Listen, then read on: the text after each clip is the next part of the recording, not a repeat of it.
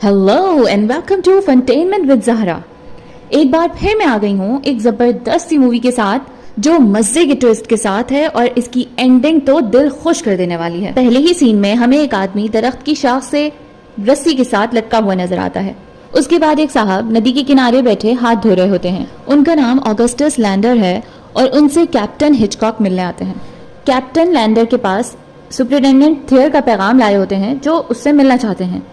पहले तो Augustus lander थोड़ा सा झिझकते हैं मगर फिर उसके बाद राजी होकर अकेडमी पहुंच जाते हैं, यूनाइटेड स्टेट्स की मिलिट्री एकेडमी जो कि वेस्ट पॉइंट में है। बग्गी से उतर के लैंडर सुपरिटेंडेंट थियर से मिलते हैं और वो उन्हें एक केस के बारे में बताते हैं। पिछली रात एक जवान ने खुदकुशी कर ली है जो इनकी मिलिट्री एकेडमी में तरबियत हासिल कर रहा था। साथ साथ लैंडर को यह भी बताया जाता है कि उस लड़के का किसी ने सीना चीर के दिल भी निकाल लिया था। ये सब कुछ मिस्टर लैंडर को इसलिए बताया जाता है क्योंकि वो एक मशहूर और मारूफ डिटेक्टिव होते हैं। उन्होंने पहले भी गवर्नमेंट के लिए कई केसेस सॉल्व किए हैं। उसके बाद मिस्टर लैंडर को लेरॉय फ्राई की बॉडी दिखाई जाती है। बॉडी की जांच पड़ताल करने वाले डॉक्टर कहते हैं कि ये काम किसी माहिर ने किया है। सीना चीर के दिल को इस तरह से निकाला गया है ताकि दिल किसी जगह से भी डैमेज ना हो। उसके बाद मिस्टर लैंडर उस जगह पे जाते हैं जहाँ उस जवान ने खुदकुशी की थी और अपनी तफ्तीश का आगाज करते हैं। पानी से भरे हुए टब में लिटाकर मिस्टर लैंडर लेरॉय फ्राई की बॉडी को मजीद जांच करते हैं, जिससे उन्हें यह पता चलता है कि लेरॉय फ्राई के सर के पीछे किसी ने बहुत जोर से चोट मारी है। उसके बाद उसके हाथ से एक छोटा सा कागज का टुकड़ा निकलता है। यहाँ से निकल के मिस्टर लैंडर खुदकुशी वाली जगह पे कुछ ढूंढ रहे होते हैं कि वहां पर एक फौजी आता है और वो मिस्टर लैंडर को कहता है कि मुझे लगता है कि जिस आदमी ने फ्राई का कत्ल किया है वो एक पोएट है, यानी शायर। बस ये कह के पो वहां से चला जाता है और उसके बाद मिस्टर लैंडर एक और फौजी से सवालात पूछते हैं जिसने रात को अस्पताल में ड्यूटी दी थी जब लेरॉय फ्राई की बॉडी लाई गई थी अस्पताल में। वो बताता है कि आधी रात को मेरे पास एक अफसर आया था जिसने मुझे वहां से जाके आराम करने को कहा। उस अफसर की रात के अंधेरे में मैं शक्ल तो नहीं देख सका मगर उसके कंधों पे जो बार्स थे उनमें से एक गायब था। उसके बाद मिस्टर लैंडर एक शराब खाने में जाते हैं जहां पे उन्हें एडगर पो भी नजर आ जाता है। वहां उसके साथ टेबल पे वो बैठ जाते हैं और बातें करने लगते हैं। मिस्टर लैंडर पो से पूछते हैं कि लेरॉय फ्राई की बॉडी के साथ ये काम करने वाला तुम्हें क्यों लगता है कि वो शायर है। पो कहता है कि मैं खुद एक शायर हूँ, इसीलिए उस जैसा सोच रहा हूँ, क्योंकि दिल इंसान का बहुत ही खास उज़्व है। अगर दिल को निकाल लिया जाए तो इंसान के जिस्म में कुछ बाकी नहीं रहता। उसके बाद पो मिस्टर लैंडर को ये बताता है कि लवबरो नाम का एक लड़का फ्राई के कमरे में रहता था कुछ अर्से पहले तक। फिर उनकी आपस में लड़ाई हो गई थी और वो वहां से चला गया था। लड़ाई किस बात पे हुई थी ये किसी को नहीं पता। उसके बाद मिस्टर लैंडर ने लवबरो से यही सवाल किया तो पता चला कि फ्राई की दोस्ती कुछ गलत लड़कों से हो गई थी, इसी वजह से इन दोनों के दरमियान में कोई बहस हो गई थी छोटी मोटी। मिस्टर लैंडर ने एक और लड़के से सवाल किया कि उसने आखिरी बार फ्राई को कब देखा था, तो उस लड़के ने कहा कि वारदात से बस कुछ ही देर पहले उसने उसको वहां जाते हुए देखा था। उसने फ्राई से पूछा था कि तुम कहाँ जा रहे हो, तो फ्राई ने बताया था कि मैं एक ज़रूरी काम से जा रहा हूँ, बाकी मुझे कुछ नहीं पता। उसके बाद कैप्टन हिचकॉक को एक मैसेज आता है जिसमें लिखा होता है कि करीब ही जगह पर एक गाय और एक बकरी को मार के टुकड़े किए गए और उसका दिल भी निकाला गया। ये पढ़ के कैप्टन हिचकॉक लड़कों पर कर्फ्यू नाफिज कर देते हैं। उसके बाद मिस्टर लैंडर एडगर पो को ये ऑफर करते हैं कि वो उनके साथ काम करे और इस केस को सॉल्व करने में उनकी हेल्प करे, मगर इस बारे में किसी को भी कुछ पता नहीं चलना चाहिए। और उसके बाद पो को वो कागज का टुकड़ा देते हैं जो फ्राई के हाथ से मिला था उन्हें। वो कहते हैं कि इसे सॉल्व करने की कोशिश करो कि इसमें पूरा पैगाम क्या लिखा होगा। उसके बाद मिस्टर लैंडर अपनी केबिन में बैठे उदास अपनी बेटी को याद कर रहे होते हैं। उसी वक्त उनके दरवाजे पे दस्तक होती है और एडगर पो आता है उनके पास। एडगर कहता है कि मुझे लगता है इस पेपर पे वो पैगाम लिखा था जिसको पढ़ के फ्राई उस जगह तक पहुंचा था। साथ ही वो ये भी कहता है कि मुझे लगता है किसी औरत का पैगाम था। एडगर पो बताता है कि जिस रात फ्राई का कत्ल हुआ था उसी सुबह मैं जैसे ही उठा मैंने कुछ अल्फाज शायरी के लिखे। वो शायरी एक गमगीन औरत के बारे में थी। मैं लिखते हुए मेस में खड़ा हुआ तो खिड़की से बाहर मुझे एक गमगीन लड़की जाती हुई नजर आई जो कि बेहद खूबसूरत थी।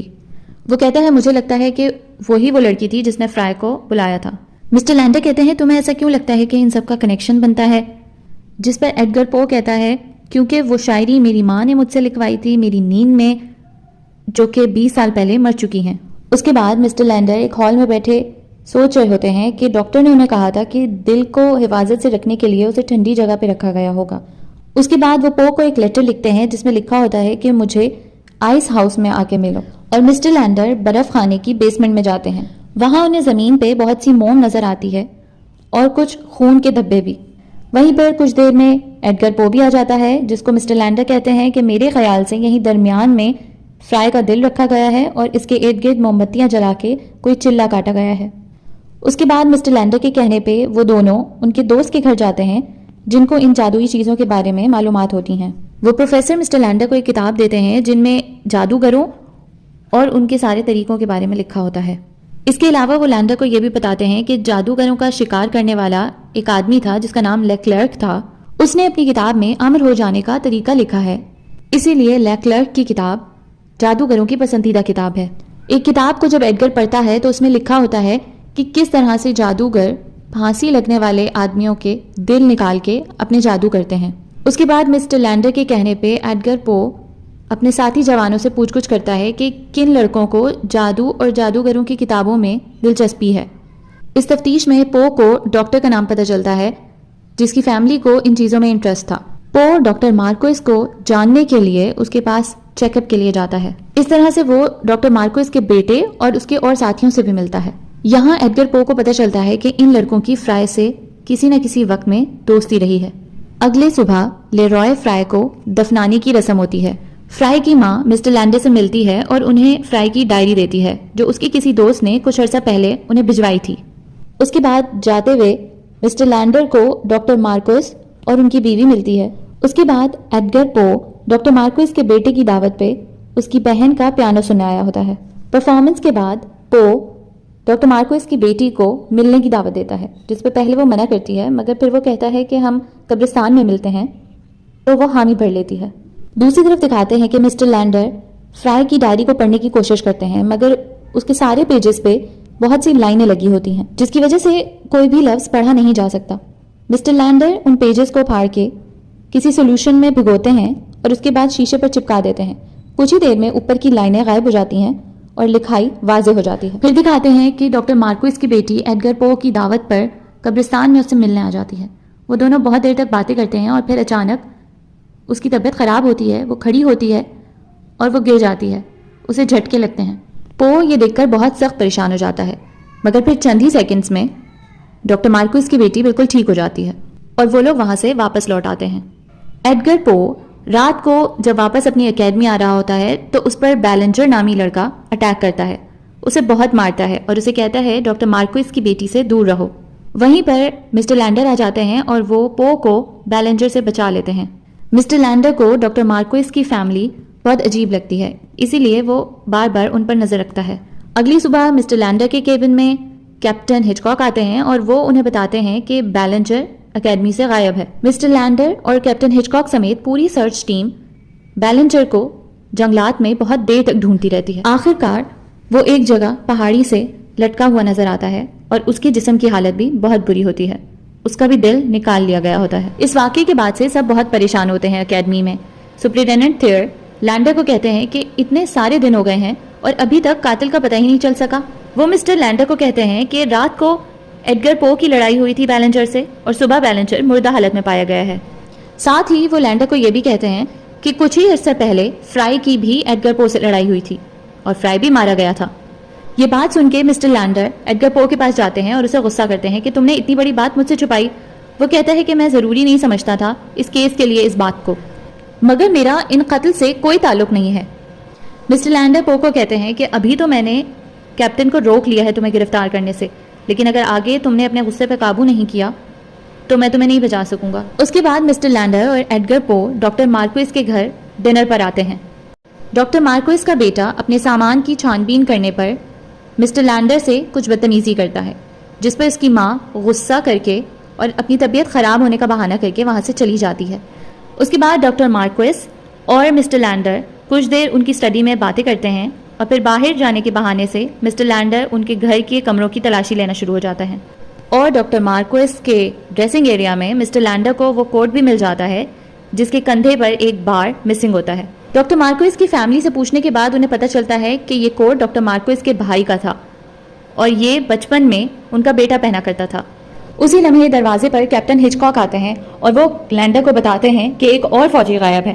اس فوجی کو ڈھونڈنے کے لیے کیپٹن ہچکاک ایک سرچ ٹیم مرتب کر رہے ہوتے ہیں کہ مسٹر لینڈر آتے ہیں اور وہ کہتے ہیں کہ میں نے اس لڑکے کا روم چھانا ہے جس میں سے اس کا سامان بھی غائب ہے، یعنی کہ وہ اس ڈر سے بھاگ گیا ہے کہ کہیں فرائے کے ساتھی ہونے کی وجہ سے اس کو بھی نہ مار ڈالا جائے۔ وہاں سے مسٹر لینڈر سیدھا اپنے پروفیسر دوست کے پاس جاتے ہیں اور ان سے لیکلرک کی تصویر مانگتے ہیں۔ وہ تصویر دیکھ کے انہیں یاد آتا ہے کہ ڈاکٹر مارکوئس کے گھر میں بھی ایک کمرے میں یہ تصویر انہوں نے دیکھی تھی، دیوار پر لگی ہوئی۔ وہ سیدھا وہاں سے ڈاکٹر مارکوئس کے گھر جاتے ہیں، ان کے لائبریری روم میں شیلف پہ پڑی ایک کتاب کو اٹھاتے ہیں جو لیکلرک کی لکھی ہوئی تھی۔ مسٹر لینڈر ڈاکٹر مارکوئس کو کہتے ہیں کہ مجھے لگتا ہے کہ آپ کی بیٹی مردوں سے بات کر سکتی ہے۔ ڈاکٹر مارکوئس اس بات پر کہتے ہیں کہ بہت پہلے میری بیٹی کو بیماری کی وجہ سے ڈاکٹرز نے جواب دے دیا تھا، مگر ایک دن میری بیٹی نے کہا کہ میں اپنے بزرگوں سے جو مر چکے ہیں بات کر سکتی ہوں، اور انہوں نے مجھے ہمیشہ زندہ رہنے کے لیے طریقہ بتایا ہے جس پہ مجھے عمل کرنا ہوگا۔ مسٹر لینڈر کہتے ہیں کہ فرائے کا دل بھی اسی نے نکالا ہے نا؟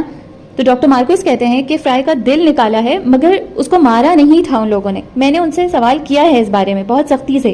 مسٹر لینڈر کہتے ہیں کہ آپ اس بارے میں اس طرح سے کیسے یقین کر سکتے ہیں جبکہ آپ اتنے پڑھے لکھے ہیں؟ ڈاکٹر مارکوئس کہتے ہیں کہ میری بیٹی کو زندگی مل رہی تھی، مجھے اس سے بڑھ کر کیا چاہیے تھا؟ مسٹر لینڈر ڈاکٹر مارکوئس سے پوچھتے ہیں ابھی آپ کے بچے کدھر ہیں؟ ڈاکٹر مارکوئس کہتے ہیں کہ کچھ دیر پہلے ایڈگر پو آیا تھا، وہ ان کے ساتھ کہیں باہر نکلے ہیں۔ دوسری طرف دکھاتے ہیں کہ آئس ہاؤس میں یعنی برف خانے کی بیسمنٹ میں ایڈگر پو ایک تخت پہ لیٹا ہوا ہے اور اس کا ایک ہاتھ سے خون مسلسل بہہ رہا ہے ایک کٹورے میں۔ ڈاکٹر مارکوئس کی بیٹی اس کے ساتھ کھڑی کچھ پڑھ رہی ہے۔ ڈاکٹر مارکوئس کا بیٹا دوسری طرف کھڑا ہے۔ ڈاکٹر مارکوئس کی بیوی بھی ایک طرف کھڑی ہے اور ان کی نوکرانی بھی وہیں موجود ہے۔ ایڈگر پو ڈاکٹر مارکوئس کی بیٹی کو کہتا ہے کہ میں تم سے بے انتہا محبت کرتا ہوں، میرے ساتھ ایسا کیوں کر رہی ہو؟ جس پر وہ کہتی ہے کہ تم اگر مجھ سے محبت کرتے ہو تو میرے لیے قربانی دینا ضروری ہے تمہارے لیے۔ ایڈگر پو بہت کمزوری والی حالت میں لیٹا ہوتا ہے، اسی لیے وہ اس سے زیادہ کچھ حرکت نہیں کر سکتا۔ اس کے بعد کچھ پڑھ کر وہ لوگ خنجر اٹھاتے ہیں اور ڈاکٹر مارکوئس کا بیٹا اس کے سینے پر رکھ کے اس کا سینہ کاٹنے ہی لگا ہوتا ہے کہ وہاں پر مسٹر لینڈر آ جاتے ہیں۔ پہلے تو ڈاکٹر مارکوئس کا بیٹا مسٹر لینڈر کو بہت مارتا ہے، ان دونوں کے درمیان میں بہت دیر تک لڑائی چلتی رہتی ہے۔ اسی دوران اس پوری جگہ پہ آگ لگ جاتی ہے اور اچانک سے ڈاکٹر مارکوئس کی بیٹی کے سر پر چھت سے تختہ آ کے گرتا ہے، وہ بے ہوش ہو جاتی ہے۔ ڈاکٹر مارکوئس کا بیٹا اسے ہوش میں لانے کی کوشش کر رہا ہوتا ہے اور اسی دوران مسٹر لینڈر ایڈگر پو کو وہاں سے بچانے میں کامیاب ہو جاتے ہیں۔ ڈاکٹر مارکوئس کی بیوی کو بھی وہ بچا لیتے ہیں مگر پھر پوری چھت آ کے ڈاکٹر مارکوئس کے دونوں بچوں پہ گر جاتی ہے اور وہ وہیں مر جاتے ہیں۔ اس کے بعد دکھاتے ہیں کہ ایڈگر پو ہاسپٹل میں ایڈمٹ ہے۔ اس کے بعد دکھاتے ہیں کہ ایڈگر پو مسٹر لینڈر کے گھر آ کے ان سے ملتا ہے، وہ بہت حد تک ٹھیک ہو چکا ہوتا ہے۔ وہ مسٹر لینڈر کو کہتا ہے کہ مجھے آپ کی بیٹی کے بارے میں پتا چلا، آپ نے مجھے بتایا تھا کہ وہ بھاگ گئی ہے کسی لڑکے کے ساتھ مگر وہ مر چکی ہے، میری اکیڈمی کے 3 لڑکوں نے اس کے ساتھ بہت برا کیا تھا اور اس کے بعد اس نے خودکشی کر لی تھی، ایسا ہی ہے نا؟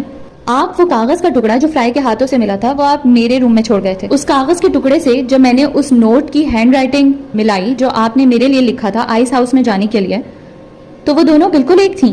ان سب باتوں کو جوڑ کر میں اس نتیجے پہ پہنچا ہوں کہ فرائے کا قتل آپ نے کیا ہے کیونکہ آپ اپنی بیٹی کا بدلہ لینا چاہتے تھے۔ اس کے بعد ہمیں دکھاتے ہیں کہ کس طرح سے مسٹر لینڈر نے پہلے فرائے کو وہاں بلایا پیغام بھیج کے، اور پھر جب وہ وہاں اکیلا رات کے اندھیرے میں آیا تو اس کے سر کے پیچھے سے بہت زور سے چوٹ مار کے اسے بے ہوش کیا اور پھر اس کی گردن کو رسی سے باندھ کے درخت سے لٹکا دیا۔ لیرائے فرائے کا لاکٹ مسٹر لینڈر کی بیٹی نے انہیں دیا تھا کہ یہ وہ آدمی ہے، اور اس کے بعد فرائے کی ڈائری سے بیلنجر کے بارے میں پتا چلا کہ وہ بھی اس وقت فرائے کا ساتھی تھا۔ لیرائے فرائے کا دل ڈاکٹر مارکوئس کے بچوں نے نکالا تھا مگر بیلنجر کا دل مسٹر لینڈر نے ہی نکالا تھا تاکہ اس سے یہ واضح ہو سکے کہ پہلا قتل اور دوسرا قتل ایک ہی بندے نے کیا ہے، یعنی تفتیش کو گناہ کرنے کے لیے۔ ڈاکٹر مارکوئس کے بچے کسی کو قتل نہیں کرنا چاہتے تھے، اسی لیے وہ اس تلاش میں تھے کہ کوئی پھانسی لگا ہوا بندہ انہیں مل جائے، اور اس رات لیرائے فرائی کی لاش انہیں مل گئی اتفاقاً۔ لینڈر یہ سب سن کے بہت رو رہا ہوتا ہے۔ ایڈگر پو کہتا ہے کہ یہ دونوں پیپرز آپ کو پھانسی تک پہنچانے کے لیے کافی ہیں، اور مسٹر لینڈر کہتے ہیں کہ مجھے قبول ہے۔ ایڈگر پو اس کے بعد ان دونوں کاغذوں کو موم بتی کے شعلے میں جلا دیتا ہے اور وہاں سے چلا جاتا ہے۔ اس کے بعد دکھاتے ہیں کہ مسٹر لینڈر اسی پہاڑی پر چڑھ کے اپنی بیٹی کا ربن ہوا میں اڑا دیتے ہیں جہاں پہ اس نے خودکشی کی ہوتی ہے۔